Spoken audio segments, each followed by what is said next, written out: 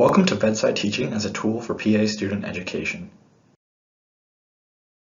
Objectives of this presentation are to understand the historical context of bedside teaching and its importance in modern medical education, to address potential barriers to bedside teaching and strategies to overcome such challenges in a clinical environment, to introduce strategies to implement bedside teaching in a variety of clinical environments and with varying student experience levels, and to discuss when not to perform bedside teaching.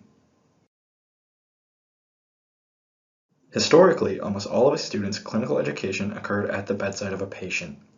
Like Dr. William Osler on the left and Dr. Eugene Stead on the right, it was standard to present a patient's history, their physical exam, and the assessment and plan next to a patient at the bedside. This was a practice that was once standard in the early 1900s, occurred only about 75% of the time in the 1960s, and only occurs in 10 to 20% of patient interactions today.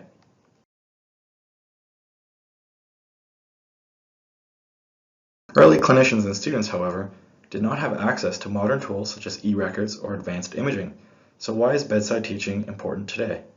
Why should we consider bedside rounds in an era where table, workroom, or computer rounds are the norm? Take these pictures for example. A test question may read something like, patient is an IV drug user with notable spotting on palms, to which many medical professionals and students reflexively answer endocarditis before even finishing the question. If you actually saw these Janeway lesions, would your student be able to recognize it without a clinical vignette? Or how many of your students would feel comfortable measuring JVD when up until that point they had likely only practiced on classmates who most likely don't have congestive heart failure? What if this patient, who may have the medical knowledge of a North Carolina tobacco farmer, asked how his heart had anything to do with the swelling in his legs? Would you or your student be able to explain it without the use of medical jargon? Bedside teaching is important because a number of clinical skills simply can't be learned without a patient. The student's presentation skills, their clinical reasoning ability, and their ability to converse with a patient can all be directly improved by simply shifting the discussion on a patient's condition to the bedside.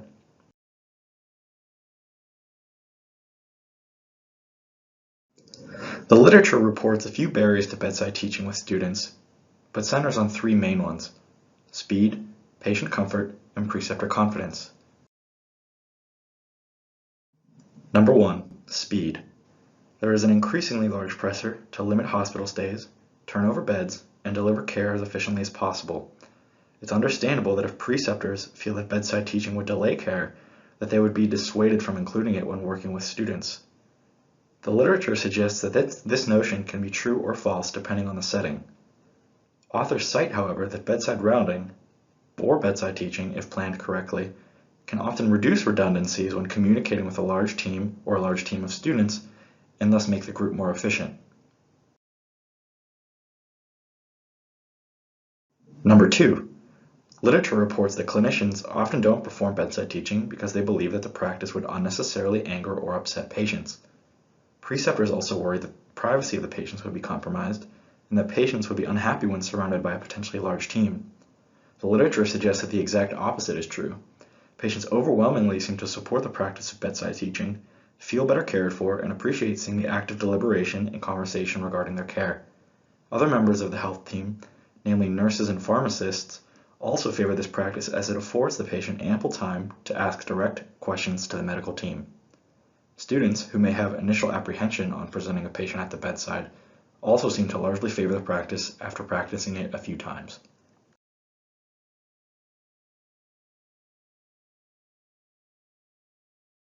The third barrier reported was that a number of clinicians felt that they were not competent or experienced enough to lead such discussions bedside with the patient and student. Compared to more senior clinicians, especially with some of the incredibly bright minds within the Duke Health system, early career clinicians might feel confident in treating their respective patients, but might not feel as confident in teaching those methods to students. Bedside rounding introduces significant variability, especially with students involved, as students may ask questions to the preceptor in front of the patient in which the preceptor does not know the answer. Conversely, in front of a whiteboard or in a hallway setting, the team leader can control the topic of discussion more easily. The literature doesn't have such a simple fix for this, but the next few slides should serve as a great how-to guide based on the literature's recommendations and past PA student experiences. So how do I overcome these barriers in precept at the bedside? The literature unanimously agrees that a degree of preparation and deliberate planning prior to starting bedside teaching with students can greatly improve the encounter. As a preceptor, choose which patients you'd like to assign your students in bedside teach with. In an inpatient setting, assigning new patients, ER admissions for example, or patients with acute overnight changes can provide the most learning opportunity. Another strategy is to assign students a new admission and to have that student follow the patient for the duration of the hospital stay. Students early in their clinical year often do best with 1 to 2 patients that they can independently pre-round on, present to you, the preceptor, at the bedside, collaboratively discuss the plan on, write the note, and practice writing orders on. More experienced students can be challenged with more patients. In an outpatient setting, a similar patient-to-student ratio can be utilized. Depending on the number of patients on a preceptor's schedule, a preceptor may assign the student to see every 4th patient, for example. Allowing the student to independently visit the patient first, present bedside, collaboratively discuss the plan, and practice using an e-record system is a great way to build clinical skills. Such ratios can also ensure that the clinic remains efficient while still providing a number of learning opportunities for the student. It is also key, prior to seeing patients, that you discuss with your students their learning goals and objectives. For example, if a student wants to learn more about diabetic management, you may strategically assign them patients with diabetes or diabetic complications. Prepping yourself with a few teaching points on commonly encountered clinical scenarios, or even just revisiting a topic you're unfamiliar with, can really boost your own confidence when leading these sessions. Many preceptors often perform a brief chart review of the patient while the student sees the patient first. This again builds preceptor confidence and makes the patient presentation more of an active discussion with your student than a simple information transfer.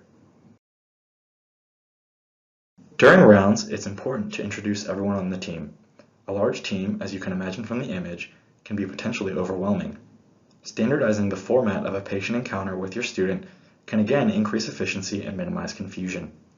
For example, if this is one of your student's patients, the format may be that the student presents for 3 to 5 minutes, followed by a collaborative discussion with the student, the patient, and yourself, the preceptor. Anticipate some questions for both the student and the patient, but as a whole, this is a great time to get everyone on board with what the plan is for the day, set goals of care, and educate students in real time. In an outpatient setting, this process can be largely simplified given the fact that the team is likely yourself and the student.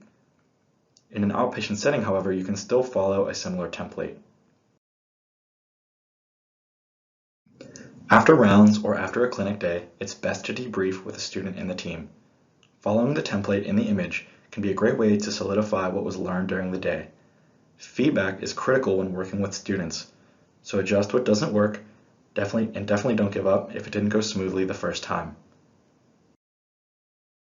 There are, of course, a few situations where bedside teaching with a student is not appropriate, namely any situation where there is an increased likelihood of risk for either the student or the patient. Certain psychiatric conditions, potentially hostile family members, or true medical emergencies would be inappropriate, for example.